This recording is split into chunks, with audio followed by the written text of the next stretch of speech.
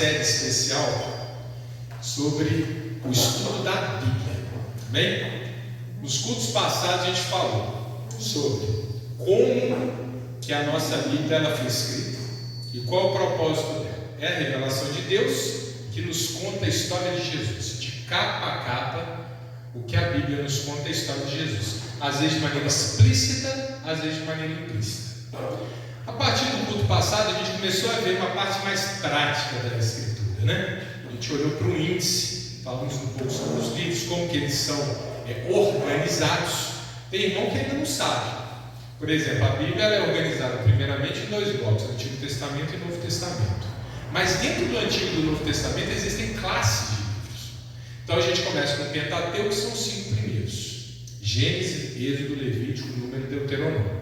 Depois nós temos os livros históricos, que começam em Josué, passa Ruth, 1 Samuel, 2 Samuel, 1 Reis, 2 Reis, 1 Crônicas, 2 Crônicas, vai em Esdras, Neemias e termina em Esther.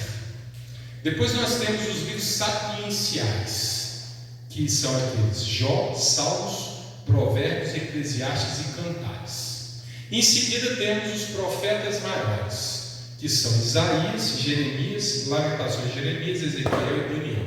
E finalmente os profetas menores. Por que profeta maior e menor? Porque profeta importante, profeta não importante? Não.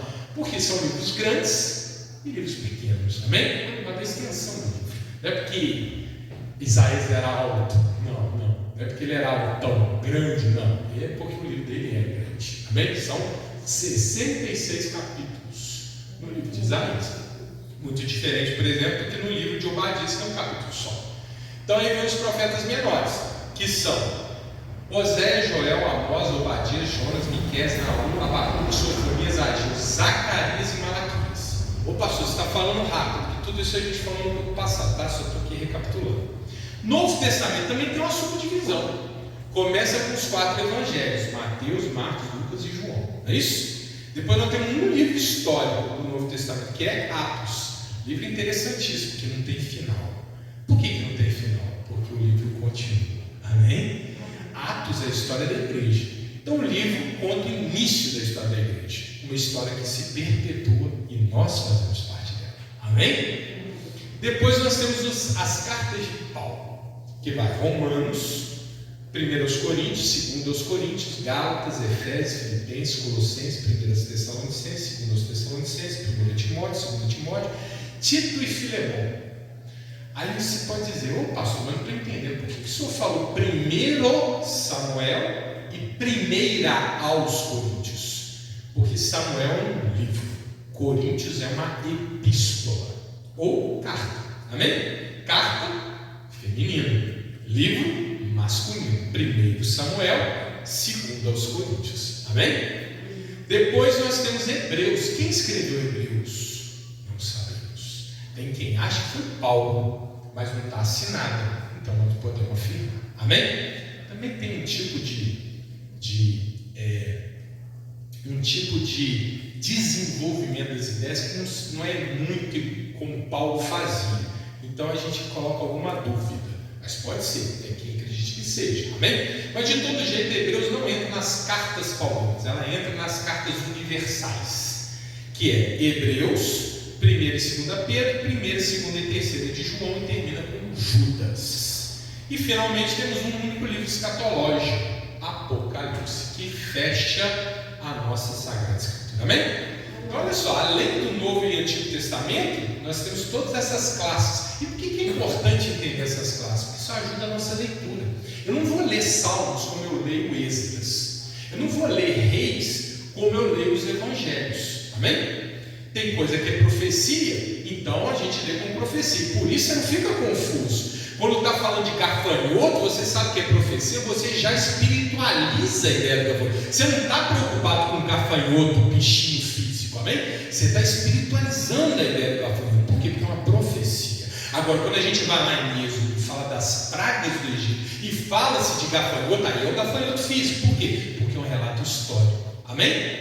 Relato histórico, a gente crê que se a Bíblia falou abriu uma venda no chão, abriu fisicamente, factualmente. Quer ver? O povo pira, mas crente acredita. O mar vermelho se abriu e o povo passou por terra seca.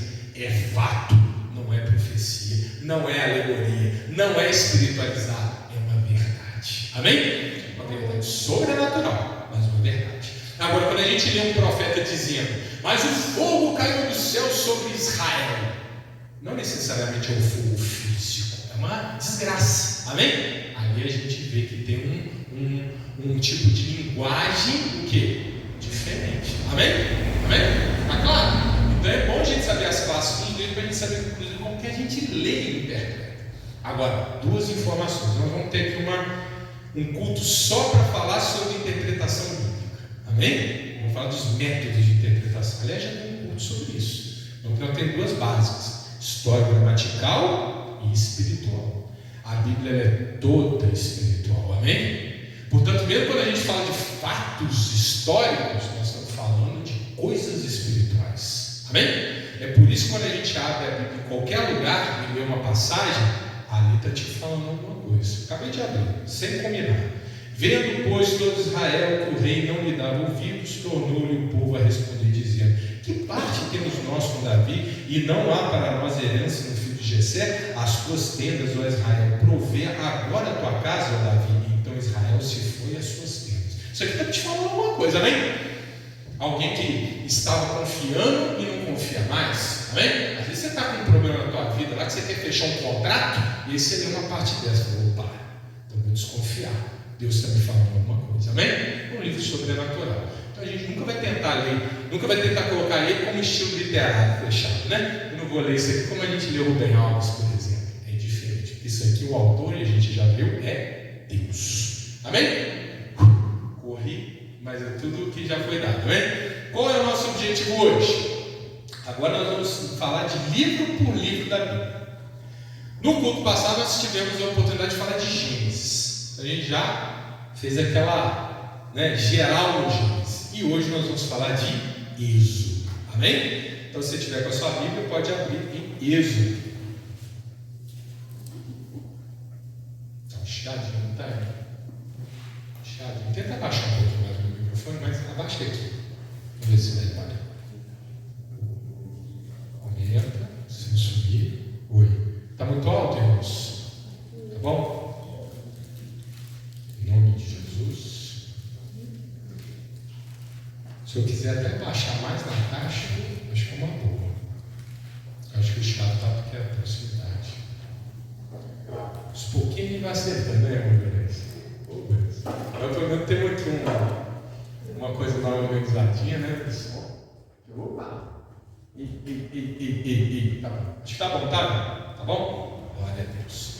Então vamos lá, Êxodo. Vou botar uma colinha aqui. Êxodo, achou aí? Êxodo pode ter, a gente pode, em Êxodo, subdividir em duas sessões. E aqui que a coisa começa a ficar meio assim. Até porque com a imagem, até a mesma impressão que eu. Você vai lendo o primeiro capítulo de Gênesis, vai legal, vai bacana. Primeiro, 30º capítulo de Gênesis entrou em Êxodo, primeiro capítulo bacana, né? Capítulo 10, a história envolvente e tal. O que será que vai acontecer? Quando chega no capítulo 19, aí é um monte de lei, aí é um monte de cerimônia, aí é um monte de número, aí é um monte de... E a gente até às vezes perde o fôlego, né? Nossa, eu não estou entendendo mais nada, né? Assim, e quando fala das genealogias? Fulano, que era filho de ciclano, que era filho de Detrano, né? Aí a pessoa até perde às vezes o ânimo. Eu vou pular isso aqui, vou lá para Deuteronômio, né? Irmão, mas tudo tem bênção, amém? Então a gente tem que aprender a ler também esses capítulos. Glória a Deus. Êxodo, do capítulo 1 ao capítulo 18, é a história que a gente conhece. É aquela história, inclusive, que geralmente é encenada nos filmes. Geralmente o filme termina aí, já viu? Quando o povo passa o mar vermelho, acaba o filme, não é assim? Sobe as letrinhas, não é assim geralmente? É como se fosse a apoteose. O livro de Êxodo, ele vai até o capítulo 18 contando a história que faz sequência a Gênesis. Gênesis termina com o quê? Com José trazendo Jacó, ou Israel, e os seus irmãos para o Egito. Não é assim que termina aí? Gênesis, trazendo os seus para o Egito. Jacó, filho de Isaac, filho de Abraão. Terceira geração da promessa, segunda geração da promessa, terceira geração de Abraão. Sai da terra prometida e vem para o Egito. Todo mundo sabe dessa história, sabe? Por que vieram para o Egito? Porque José era vizir. O que é vizir? Governador. O nome do governador do Egito era vizir. Hoje, nos documentos históricos, a gente identifica exatamente uma crise. A gente identifica exatamente qual era o cargo de José. Olha que legal.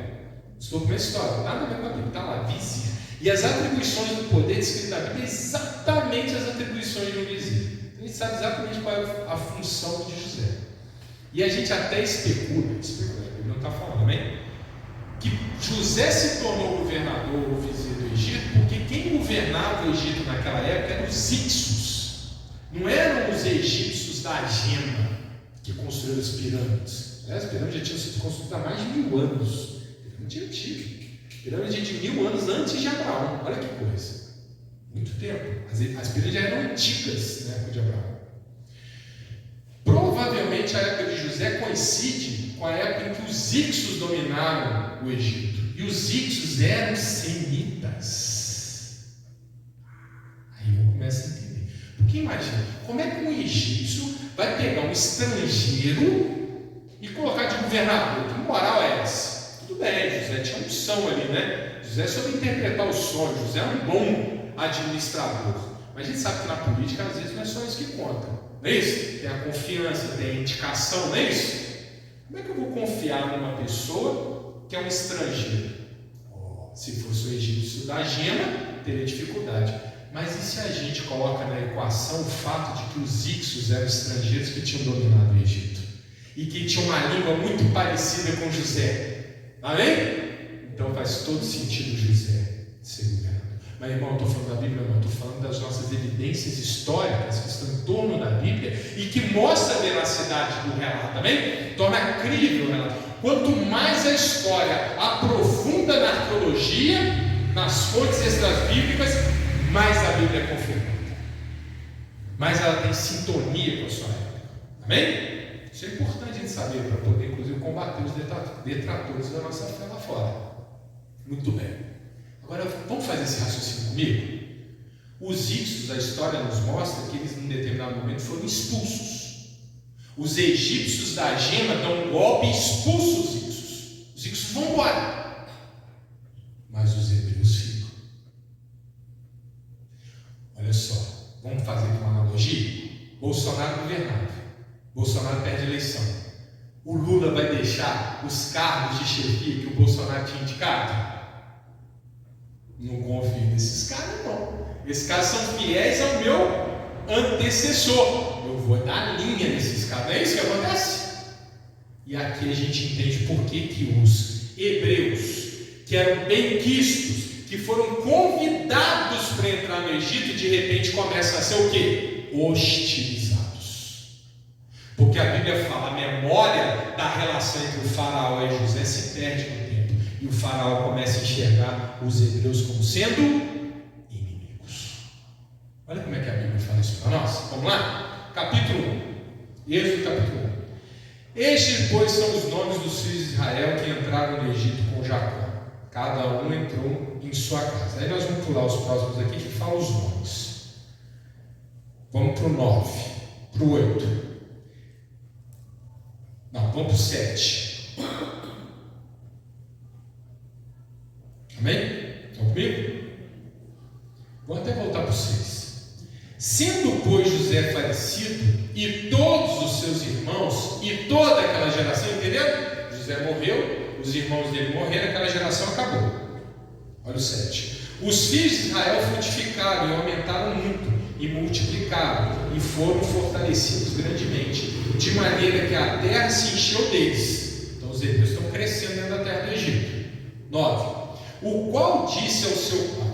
8. Depois levantou-se um novo rei, olha só, sobre o Egito, que não conhecera José. Olha só, meu irmão, mudou o que? A dinastia. Isto Historicamente, a gente pode fazer essa interpretação. Os Ixos foram tirados e levantou uma nova dinastia. E essa dinastia não tinha relação com José, não tinha relação com os hebreus. Olha como é que o texto desenvolve.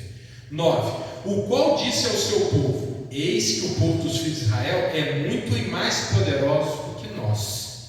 Olha que lindo. Eia, usemos sabiamente para com ele, para que não se multiplique e aconteça que, vindo guerra, olha só, ele também se ajunte com os nossos inimigos e peleje contra nós e suba a terra. Irmão, por que tem essa preocupação dos hebreus se aliarem aos inimigos dos egípcios da guerra? Porque os ixos que governavam no Egito, os invasores, foram expulsos, mas eles podiam querer voltar. E se essa guerra acontecesse, os hebreus seriam aliados do faraó ou aliados dos estrangeiros? Aliados dos estrangeiros. Entenderam? Irmão, não estou adulterando a Bíblia não, amém? Eu estou completando com os dados históricos que estão aqui em volta, que mostram que essa história faz todo sentido. Amém? O faraó que governava já não era da dinastia do faraó que conheceu José. E esse novo faraó vê aquela dinastia anterior como uma dinastia problemática. E vê os hebreus que estão lá dentro, que foram trazidos pela dinastia anterior, como um potencial aliado dos inimigos que agora estão fora, mas podem voltar. E aí você entende por que o faraó levanta a sua ira contra o povo hebreu. Amém? E o texto então continua. 11. E puseram sobre eles maiorais e tribunos para os afligirem com suas cargas, porque edificaram o faraó a cidade de tesouros, Pitom e Ramsés. Depois eu vou falar sobre isso aqui. Isso aqui provavelmente é uma interpolação do texto. Então eu vou explicar o que é isso. Mas quanto mais os afligiam, tanto mais se multiplicavam, tanto mais cresciam, de maneira que se enfadavam por causa dos filhos de Israel.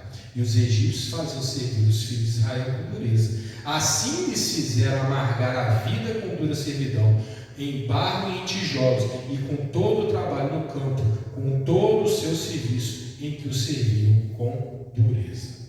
E o último 15 aqui. E o rei do Egito falou às parteiras das hebreias, das quais o nome de uma era Sifra e o nome de outra Puá, e disse: quando juntardes no parto as hebreias e as virdes sobre os assentos, se for filho, matai-o, mas se for filha, então viva. Terminamos aqui. Por que tinha que matar os filhos? Porque os filhos são soldados. Amém? Tinha que matar os filhos. Tinha que matar aqui. O problema não era com o hebreu em si, que assim eles podiam. Não podia ter um soldado vivo. Entenderam? E o faraó manda matar. E aqui começa a história de Moisés. Não vou ler mais aqui na escritura. Vocês conhecem a história, não é?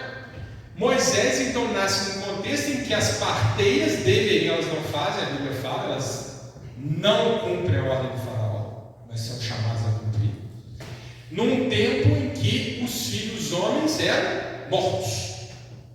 A mãe de Moisés tem Moisés e não queria perder o filho. Então ela resolve fazer uma coisa que talvez a gente não entenda à primeira vista. Está até conversando com os irmãos ali outro dia. Olha, peraí, eu tive um filho. Eu não quero que ninguém mate meu filho. Então eu vou botar o meu bebezinho numa cesta de junho, calafetado com betume, e empurrar no rio.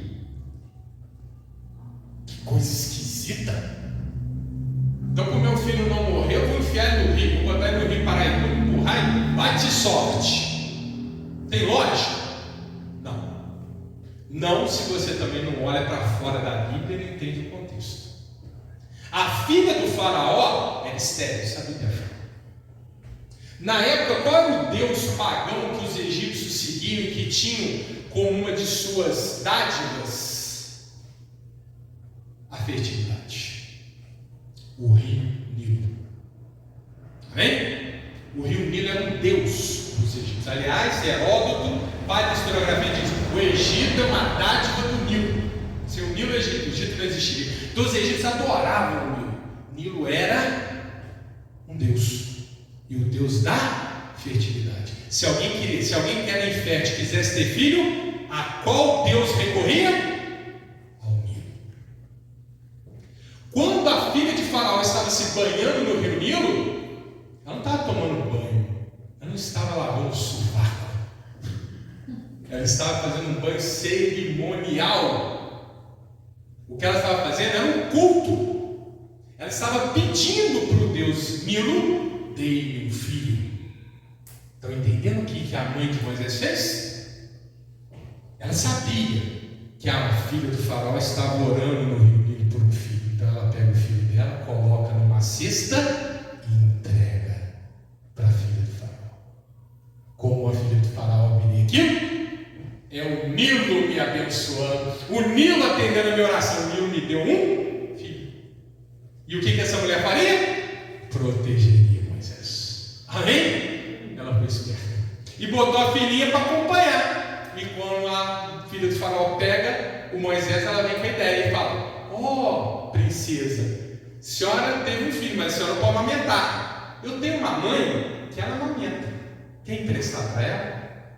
Então Moisés vai ser protegido pela filha de faraó e ao mesmo tempo vai ter o aconchego da família. Amém? Depois vocês leem essa passagem para a gente não gastar muito tempo. Está tudo escrito aqui. Leia com esses olhos, você vai entender, faz todo sentido essa história. Amém? Então Moisés estava protegido. Moisés vem da palavra Moses. Olha que lindo, que lindo. Quando você olha para fora da Bíblia, você vê a Bíblia cravada.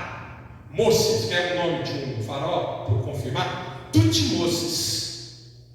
Tutmoses significa dedicado a Tot. Tot era um outro deus. Era comum entre os egípcios usar um deus e a dedicação. Amém? Está entendendo? Moisés, provavelmente, o nome de Moisés era Nilo Moses, dedicado ao Nilo. Não foi o Nilo que trouxe ele. Mas quando Moisés descobre o Deus Criador, ele podia manter o nome pagão? Não, então ele lima a primeira parte do nome e fica Moses, que em hebraico, Moshe, que em português, Moisés. Amém? Se olhar para o nome de Moisés, você vê que o cara é egípcio. Amém? Olha que lindo! Que lindo! Quando você olha para fora da Bíblia, a Bíblia vai ser confirmada. E a gente podia ficar no Êxodo inteiro, Levítico inteiro, Números inteiro, todos os livros aqui mostrando que a Bíblia é verdade. E eu vou parar com esses exemplos, porque para a gente não fugir muito ao nosso objeto. Amém? Moisés então é acolhido pela filha do faraó. Ele entra na linha sucessória, mas acontecem alguns fatos na vida dele, que vocês sabem, né? Ele vê um faraó, um egípcio maltratando um hebreu, ele toma as dores do hebreu, mata aquele homem e foge da terra do Egito. Vai para o lado do deserto, para uma região chamada Midian, e lá ele contrai matrimônio e forma sua família. Moisés sabia que era hebreu, não sabia que era hebreu e tal. Cuidado com os filhos, amém? Olha para a Bíblia, olha para a Bíblia. Moisés tinha a língua pesada. É porque ele era gago? Pode ser. É porque ele não sabia falar a língua hebraica? Pode ser. Tinha algum motivo. Ele não queria defender, né, junto ao faraó sozinho. Então Deus levantaram para lhe ajudar. Então são coisas que você vai lendo a Bíblia, você vai entendendo, vai interpretando, vai ficando bonito o negócio. O fato que muda a vida de Moisés. Moisés, ele se depara com a sarça ardente. Vocês também conhecem essa história, né? A sarça que pegava fogo, mas não ardia. Ali estava Deus. E pela primeira vez ele fala: eu sou o que sou. Um dos nomes de Deus. Olha que nome poderoso. Eu sou o que sou. Quem é Deus? Deus não era, não será, Ele é. Amém? Se você for, isso é lindo. Se for para a filosofia grega, você vai ver como os filósofos gregos encontraram Deus sem olhar para a Bíblia. Lembra que eu falei que existe a revelação geral e a revelação especial? Revelação especial é revelação geral, é quando você olha para a natureza. Deus se mostra naquilo que Ele criou. Quando você olha para a natureza e exerce ali todo o seu conhecimento, se você vai fundo na lógica, meu irmão, você vê Deus. E aqui eu vou trazer um grande filósofo chamado Parmênides. Parmênides, não vou queimar a atenção de você não, porque filósofo não é um negócio fácil. Mas Parmênides fala assim: no mundo tudo muda. Se no mundo tudo muda, no mundo nada é. Porque tudo está em transformação. Eu sou adulto, não. deleitoso. Eu não sou, eu estou. No mundo, nada é, tudo está. Se no mundo nada é, então o que é não está no mundo. Se o que é não está no mundo, o que é? Deus. Eu sou o que sou. Amém? Ele é, nós estamos. Amém? Ele é. Deus está falando isso. Eu sou o que sou. Olha só, você vai na filosofia e você entende a frase. E por que você falou de Parmênides, pastor? O senhor está desvirtuando o altar sagrado falando de filosofia? Não, meu irmão.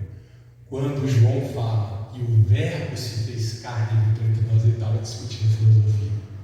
Porque o rival de Parmênides chamava Heráclito, e ele dizia que o cosmos foi criado pelo Logos. Logos, verbo. Verbo, palavra. E aí João está explicando, o Heráclito está errado. Quem criou, você quer entender a lógica do mundo? Não é com filosofia, é olhando para Cristo. Amém? Então eu não estou saindo aqui da palavra não, amém? Estou só enriquecendo. Esse culto nos permite isso, né, irmão? Esse culto é de estudo, então a gente tem que, né? A gente se dá o direito de dar essas fugidas, né? Esses sobrevoados. Agora vamos à ordem do texto. Capítulo 2 de Êxodo é o nascimento de Moisés.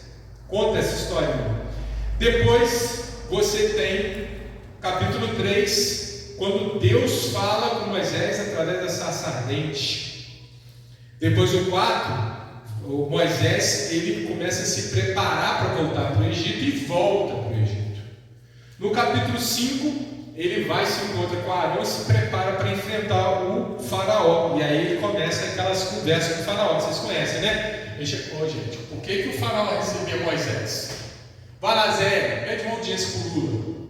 Ô Lula, te mandar um zap aí, se ele recebe? É assim? É fácil? Não é, né, irmão? Né? Por que o Moisés podia? Ô faraó, quero uma audiência contigo. Porque o Moisés era primo do faraó. Amém? Ele conhecia o faraó. Então ele foi recebido. Começou o faraó, mas o faraó endureceu o coração. Essa disputa entre Moisés e Faraó não é uma disputa que às vezes você não entende, meu irmão. Entende, tem que prestar atenção na palavra. Moisés, dos egípcios, ele era considerado assim como um Deus. Você sabe disso? Por que o Faraó era mumificado? Depois da mumificação, todo mundo era mumificado no Egito, mas no início só os faraós. Por quê? Ou alta hierarquia. Porque o faraó, ele era um imortal. Ele é imortal. Por que ele é imortal? Ele era Deus. Ele era considerado Deus. Então essa luta entre Deus e o faraó não era uma luta entre Deus superior e um mero mortal. Era uma luta para demonstração do poder de Deus frente aos falsos deuses. É por isso que Deus trouxe as 10 pragas. Não é para, sabe, não é para maltratar o povo, não. Era para dar luz à civilização e dizer: este é um Deus falso. Ele não pode nada, quem pode sou eu. Pede para o Deus de vocês aí esse faraózinho para transformar essa água do Nilo em sangue. Ele pode? Não, mas eu posso. E os gafanhotos, e os piolhos, e tudo mais, para mostrar o poder, porque o faraó ficava lá e não conseguia. Lembra lá da luta entre aqueles servos de Baal e o profeta de Deus? Quando veio o fogo do céu e consumiu o altar? Era essa luta que estava acontecendo. Que alguém pode ler a Bíblia e falar: não, Deus estava avacalhando o pobre, coitado do povo. Não, ele estava mostrando para aquele povo, dando luz para aquele povo: pare de seguir o falso Deus, olhe para mim. Amém? E aí no final acontece aquele ato que é uma figura do que haveria de vir: a morte dos primogênitos. Deus fala: pega então o cordeiro, mata, pega o umbral da porta e marca. Onde aquele umbral estiver marcado, a minha proteção estará sobre essa casa e nada vai acontecer. Deus estava fazendo a ira contra o povo? Não, Deus estava protegendo protegendo quem estava com ele. Amém? Que Deus não faz mal. Amém? Irmão, coloca na tua cabeça. A vontade de Deus é boa, é perfeita e agradável. Deus não tenta. Deus só faz o bem. Quando acontece o mal, por nossa conta. Ai, pastor. Infelizmente. Nós entramos no pecado já. E por isso que a gente tem que ser humilde e buscar a morada debaixo das asas do Criador. Amém? E o que era o sangue no umbral, meu irmão? Tadinho das ovelhinhas. Estou matando as ovelhinhas. Não, irmão, é a figura. Pensa, você já sabe a resposta. Por que o sangue? Por que o cordeiro? Por que os primogênitos?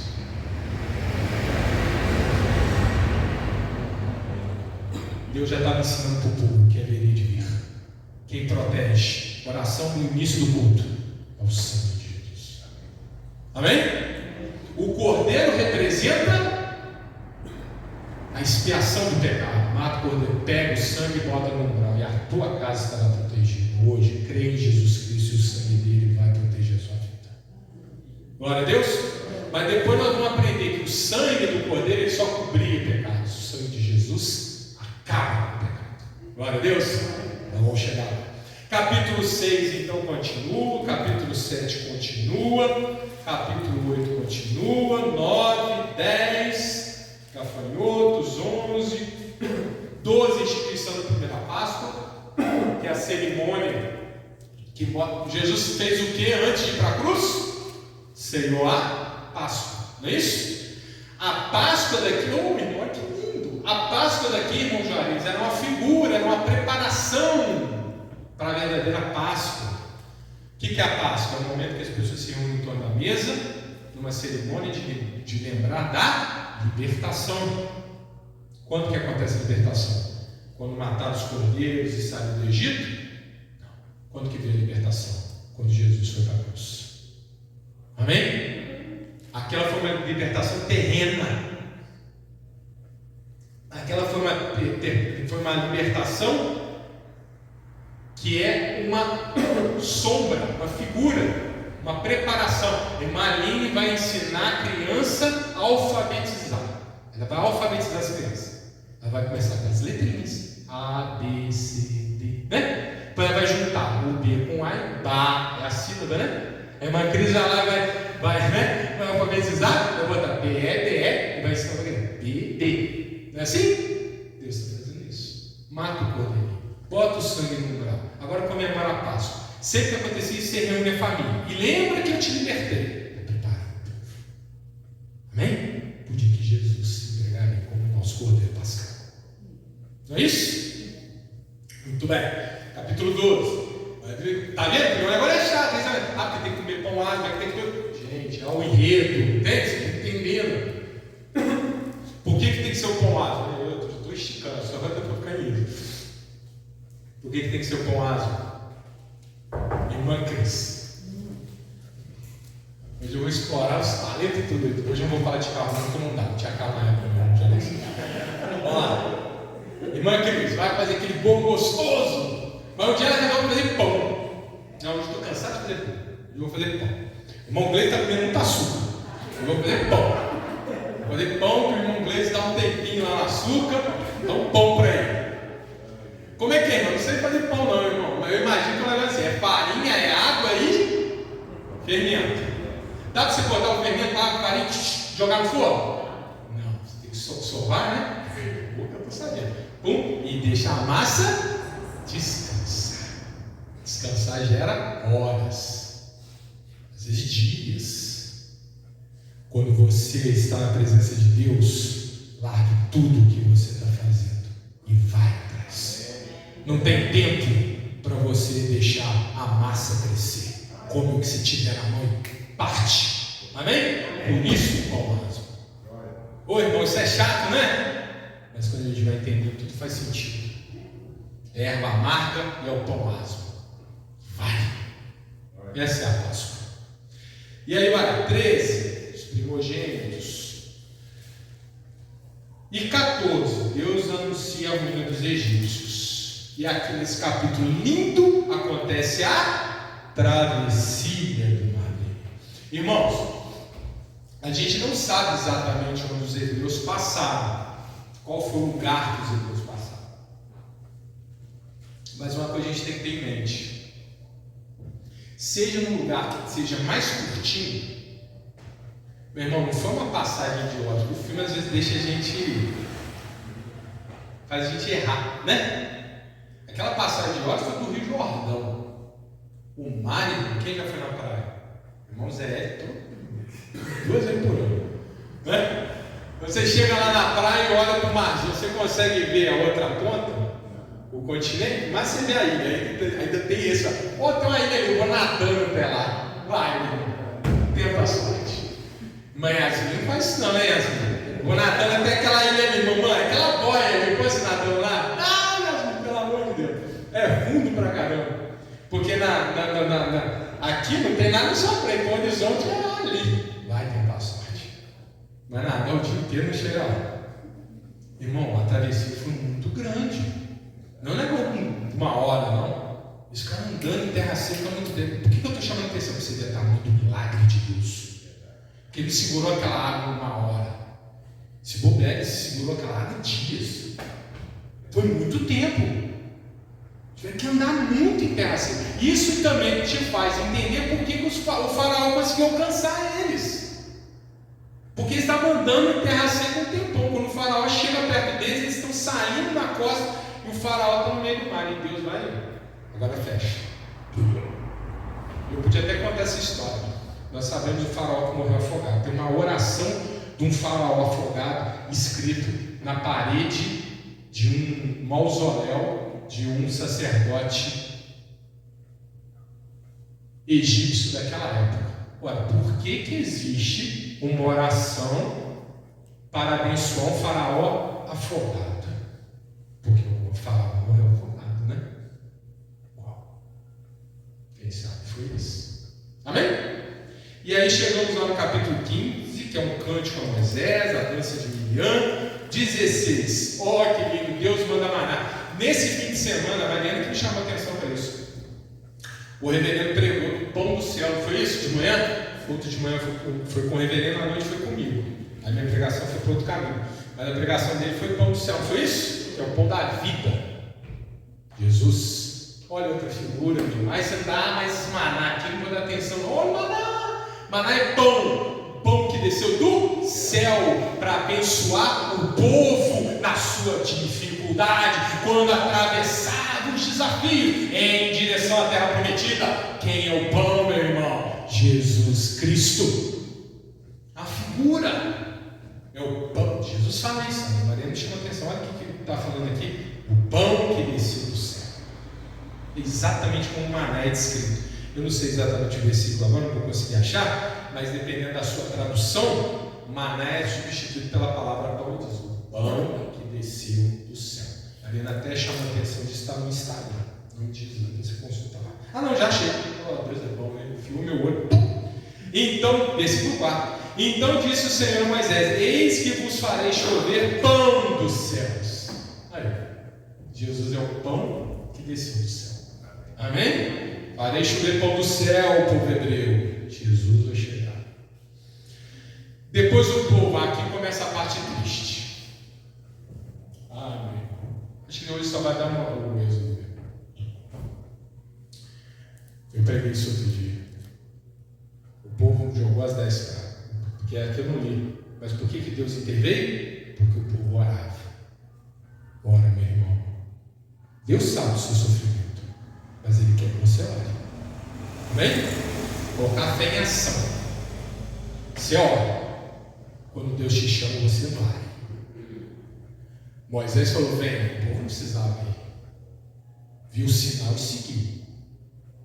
Não é isso? Nós seguimos os sinais seguem os que creem. É essa a lógica.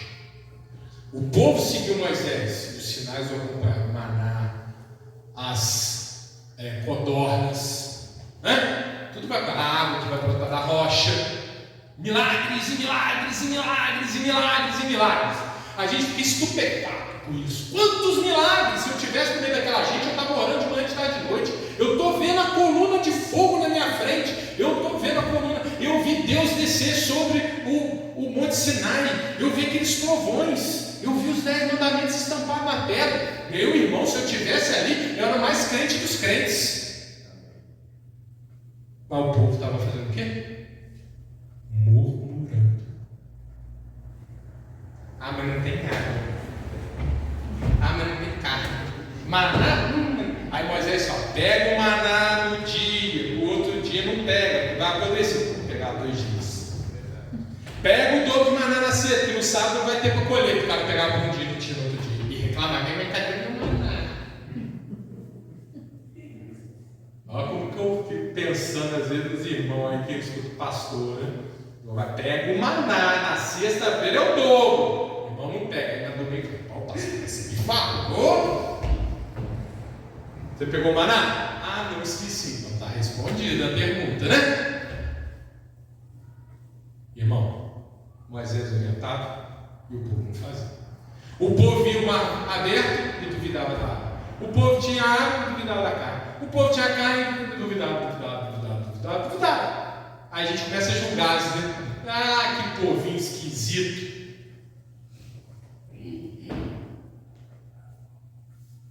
Não tem um pouquinho disso na tua vida também?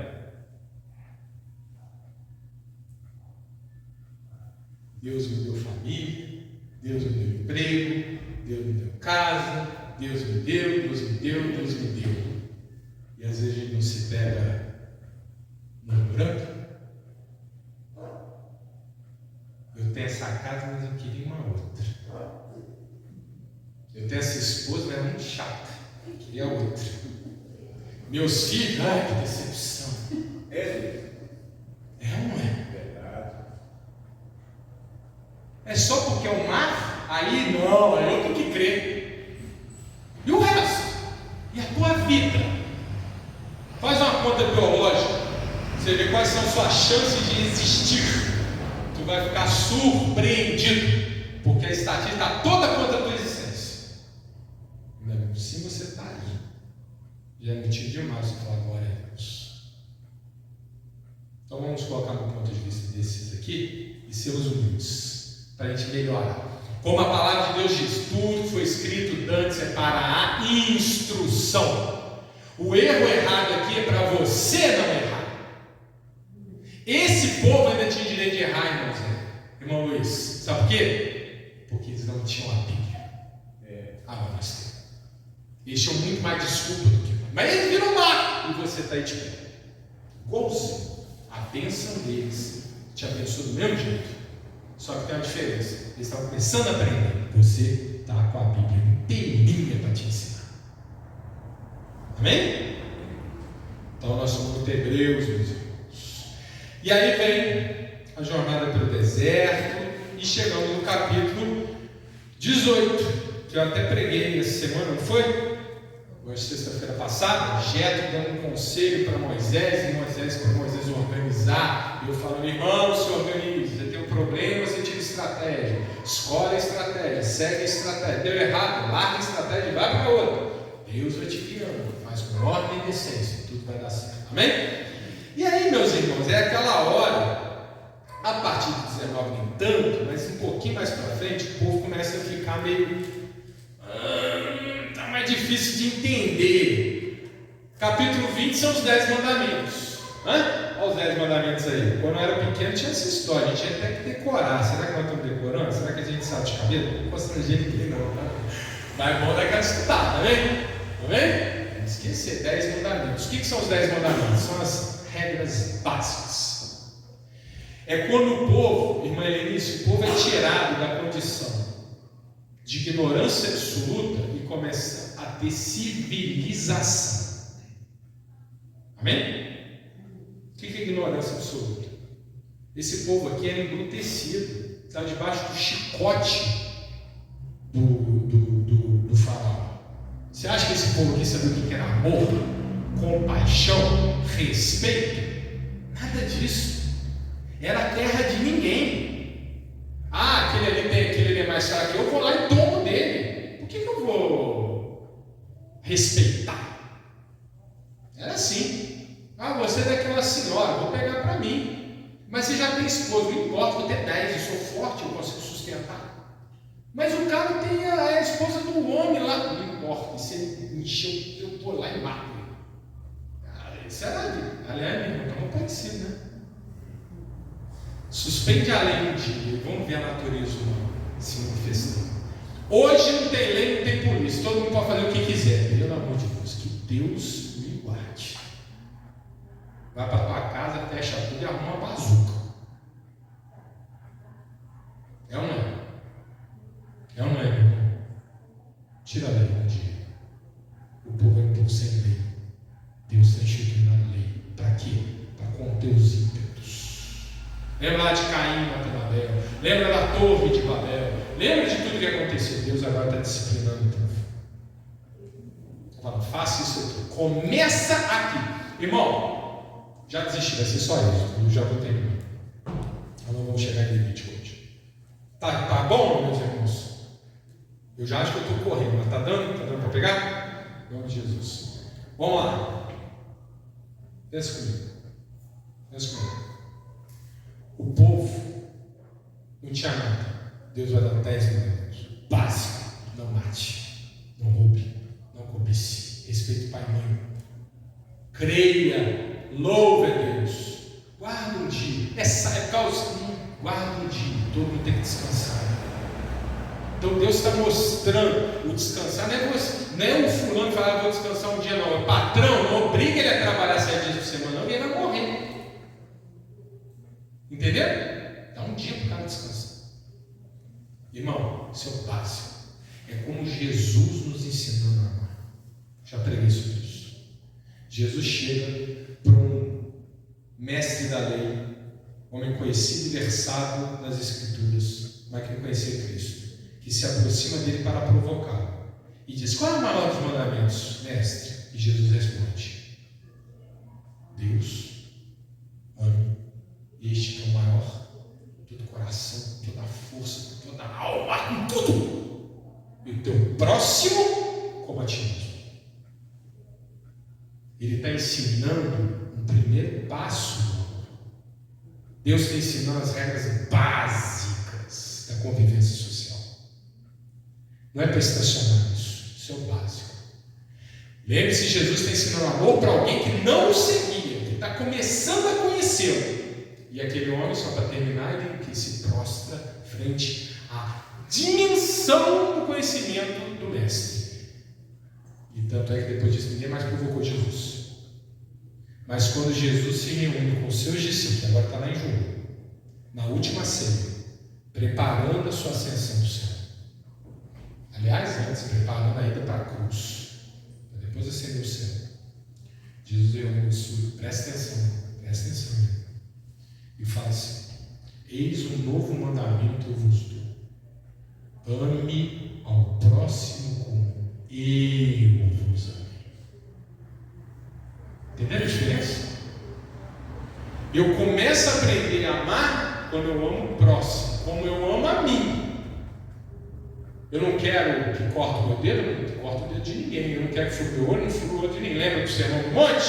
Até que a lei era olho por olho, dente por dente. Agora eu estou dizendo, ame até o inimigo. Jesus está começando. Eu sei o que é bom para mim, eu pratico o bem com o outro. E veja a palavra, mais próximo. Como é que eu não canso de falar isso? Na sociedade é uma flor de laranjeira, chega em casa é uma pata de elefante. Esse é entender o amor de Deus? Ame o próximo. Jesus podia ter usado a palavra semelhante, irmão, ser humano, homem. Não, ele falou próximo. Sabe por quê? Você começa a amar o seu filho, sua esposa, seu marido, seu pai, sua mãe. É ali que você pratica o amor.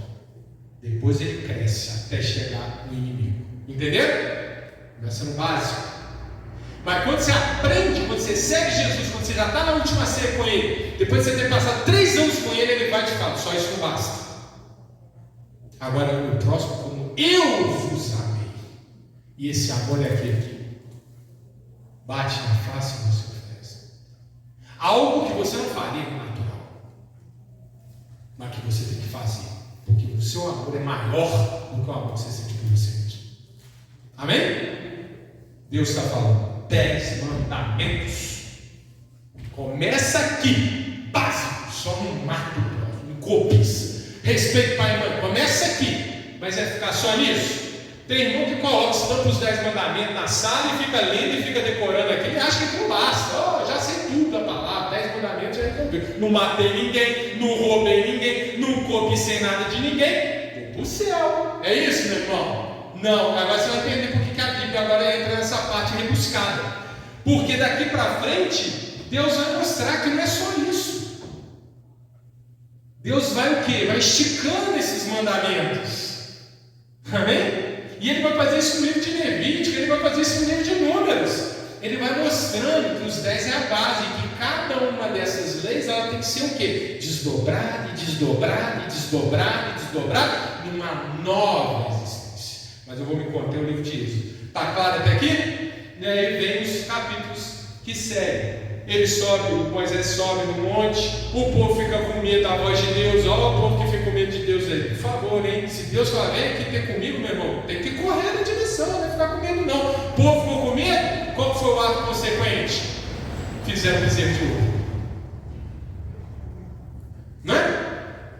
E daí para ver também Deus começa a proibir, também agora não sobe.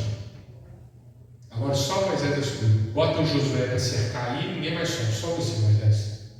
Olha o povo perdendo a bênção. Escuta a palavra, meu irmão. Não teme, crê somente, isso é ordem. É ordem. Não é pedido, não. Faça. Se quiser vir após mim, negue-se a si mesmo, toma a tua cruz e me segue. Jesus é claro no que nós temos que fazer. Se você não faz, tudo bem. Deus vai te perdoar. Pode até te ajudar a superar o problema. Mas você perdeu a bênção. É por isso que a gente coleciona o quê? Marcas no nosso corpo de feridas. Por quê? Porque a gente não fez e não seguiu na hora certa. Deus chamou, faz. É menos uma cicatriz em você. E aí, velho? Então, do 23 em diante, velho. Ano do descanso, festas, 24. Estabelece os anciãos, dá as orientações do tabernáculo. Outra coisa importante, meu irmão, pastor, mas ficam capítulos explicando esse tabernáculo. Até a irmã Yasmin fez no tabernáculo, até prometi, e as minhas próximas vezes você que vai entregar isso, hein? Eu não sei não, a posição lá do Santo dos Santos e tal. Se tiver dúvida, irmão, procura a irmã Yasmin, que ela sabe tudo tabernáculo. Por que o tabernáculo é descrito, meu irmão? Para terminar, o tabernáculo é uma figura onde Jesus está reinando. Você quer entender como é que é a sala onde Jesus nesse momento está sentado? O tabernáculo é uma fotografia, é um desenho, é uma cópia desse lugar. E cada espaço tem uma representação. O lugar onde pode ficar o povo pecador, o lugar onde a pessoa tem que se purificar, onde que a purificação acontece, por quem a purificação acontece. Tudo são figuras. Quer entender mais disso? Leia esse capítulo, depois vai lá para Hebreus e leia Hebreus. A explicação do significado disso que tudo está lá em Hebreus.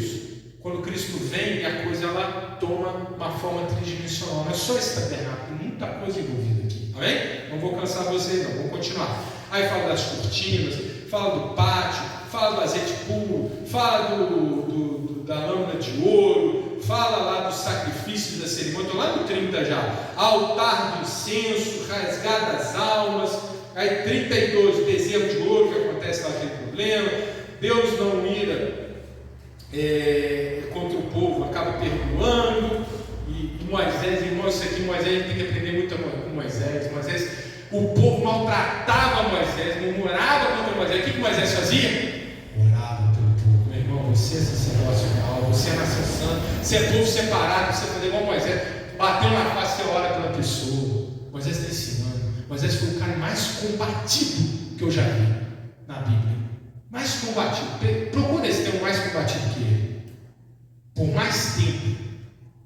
O homem foi maltratado. Ele teve. Chegou a dizer: Deus, se for, irmão, não vou entrar na detalhe. Vai ter uma hora que Deus chega para Moisés e fala assim: Moisés, cancelei o plano, vou matar o povo todo e eu vou começar um novo povo de você. Olha só, ele vai virar Abraão, hein? Vai ser Abraão, Isaac, Jacó, Moisés. Genealogia do rei.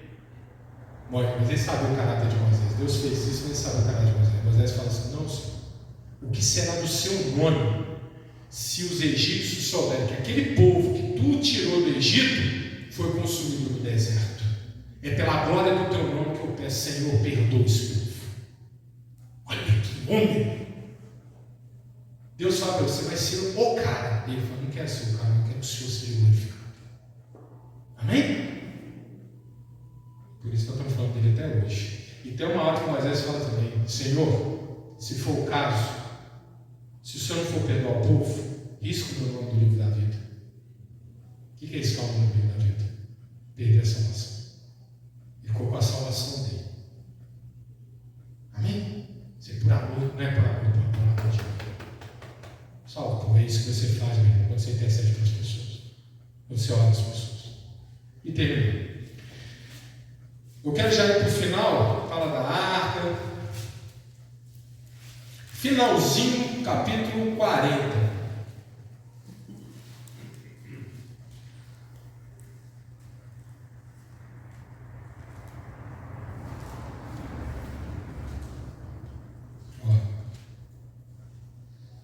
A partir do 17, para ser mais rápido, não é? Mais para frente. Venerou, depois montaram o holocausto, depois também a pia.